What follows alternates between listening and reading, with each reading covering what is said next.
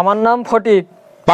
আমি স্ব ইচ্ছায় সজ্ঞানে আমার বন্ধুদের আমি আমার মুসলমানের দাওয়াত করে খাওয়াবো। সবার দাওয়াত থাকলো। তোর উপর কেউ কি প্রেসার দিচ্ছে? সজ্ঞানে খাওয়াচ্ছিস?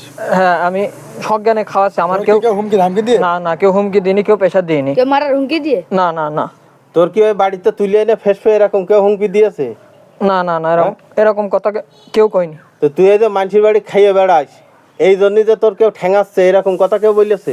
না না, এরকম কথাও আমি কেউ কইনি, কার কাছে শুনিও নি।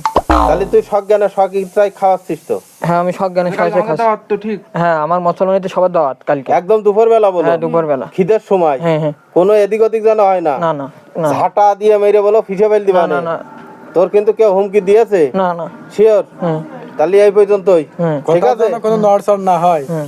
কথার কোনো নড়চড় না হয়। কইছিস তাই যেন হয়। আচ্ছা।